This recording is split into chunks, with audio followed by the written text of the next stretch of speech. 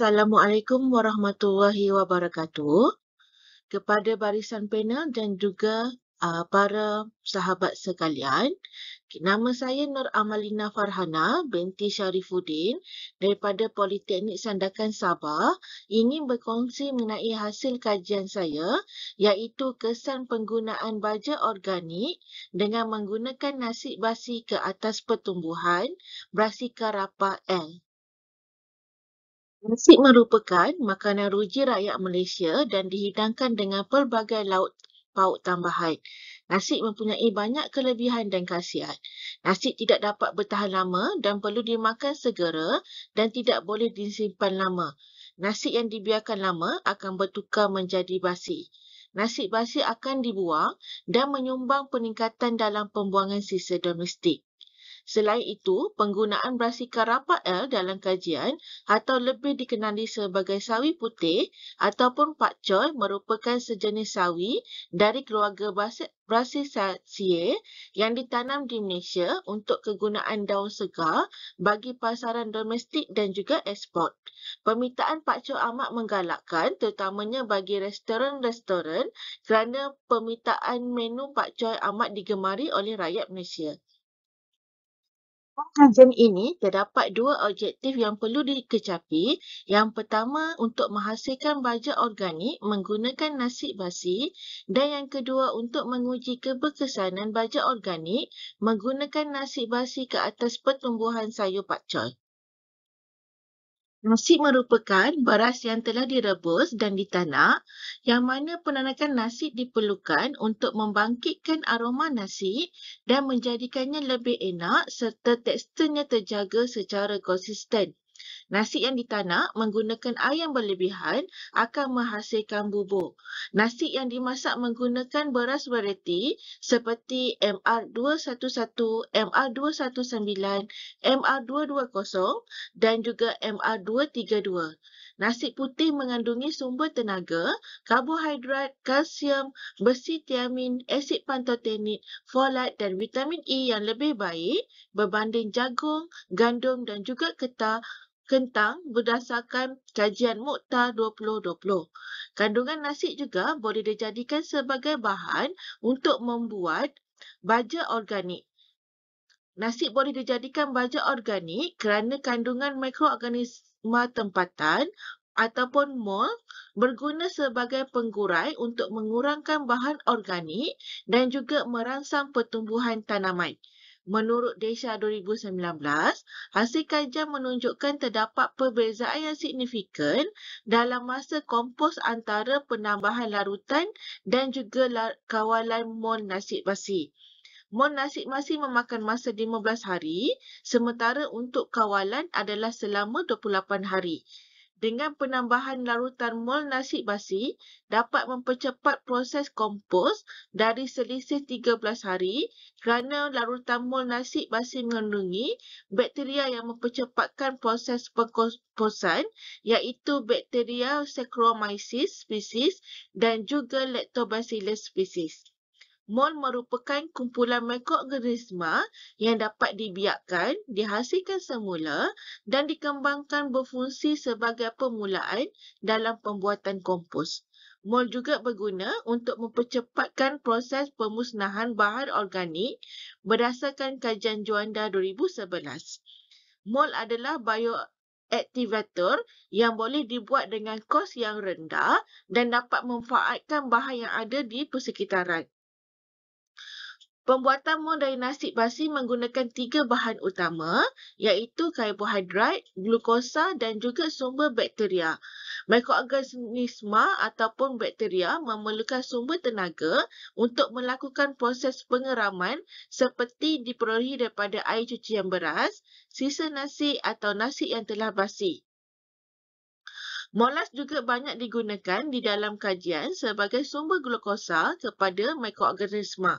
Mikro yang dicampur dengan molas akan berfungsi sebagai ejen untuk merencatkan peningkatan populasi bakteria baik dalam pertanian mengikut kajian Romatech 2019. Mol nasi basi juga mempunyai manfaat, antaranya dapat mendorong dan meningkatkan pembentukan klorofil daun, Pembentukan nodul akar pada tanaman meningkatkan kemampuan fotosintesis tumbuhan dan penyerapan nitrogen dari udara. Selain itu juga untuk meningkatkan daya tahan tanaman terhadap kekeringan, tekanan cuaca serta serangga dan juga merangsang pertumbuhan pengeluaran cabang dapat membentukkan uh, bunga dan juga avari serta mengurangkan keguguran daun berdasarkan kajian Danuji 2017. Sayur sawi putih atau dikenali sebagai pakcoy diguna dalam kajian ini kerana merupakan sayuran daun yang paling banyak diusahakan oleh petani dan mempunyai nilai ekonomi yang tinggi. Selain itu, tempoh penuaian yang singkat dan pasaran yang meluas merupakan tarikan utama untuk mengusahakan pakcoy. Pakcoy juga mempunyai banyak khasiat dan juga kaya dengan vitamin seperti vitamin A, vitamin E dan juga K yang baik untuk kesihatan berdasarkan kajian Prastio 2015. Kajian ini melakukan dua kaedah iaitu kaedah pembangunan baja nasi basi dan juga ujian lapangan terhadap pertumbuhan pakcoy. Rajah 1 menunjukkan metodologi kajian. Pertama, proses pemeraman harus dilakukan yang mana campuran larutan gula molas disediakan terlebih dahulu dengan menggunakan 1 liter air dan 5 sudu molas. Peraman dilakukan selama 7 hari dan pemerhatian perubahan nasi direkodkan.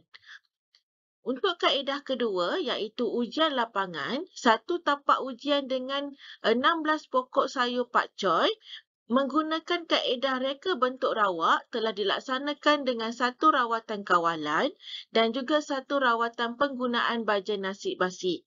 Pemerhatian pertumbuhan sayur pakcoy secara spesifik melihat kepada ketinggian pokok, saiz, kelebaran daun dan juga bilangan daun.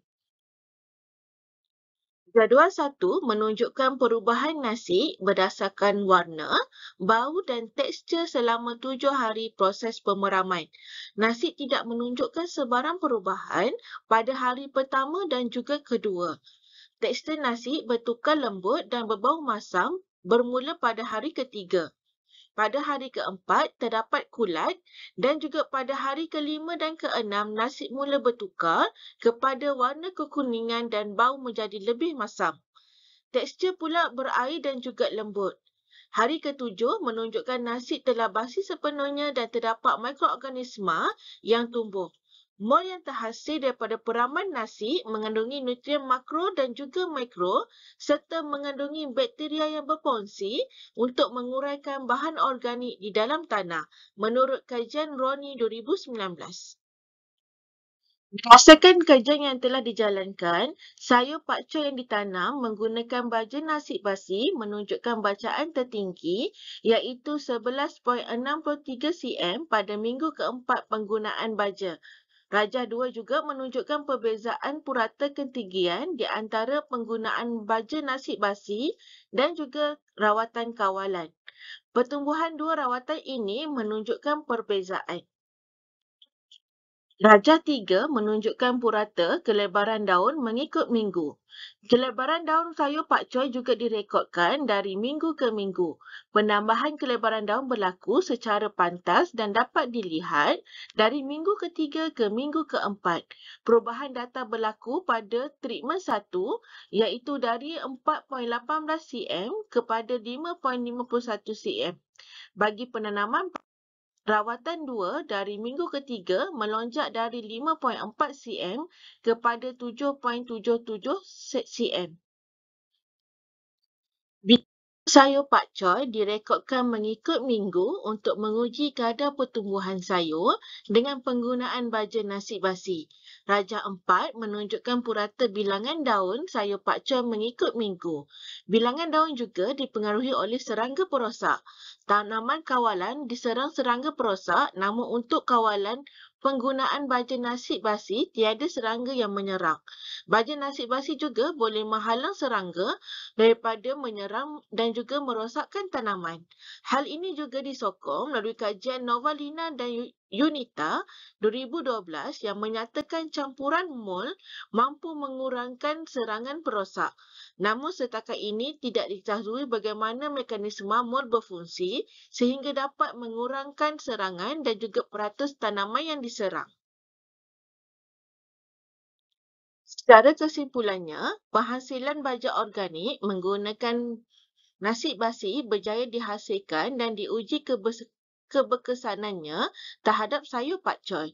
Berdasarkan penelitian dan data analisis yang didapati, mol nasi basi dapat meningkatkan tumbesaran tanaman pakcoy dalam meningkatkan ketinggian tanaman, kelebaran saiz daun dan juga bilangan daun. Selain itu, serangan perosak juga dapat diatasi. Dilampirkan juga senarai rujukan yang diguna pakai dalam kajian ini. Terima kasih dan Assalamualaikum.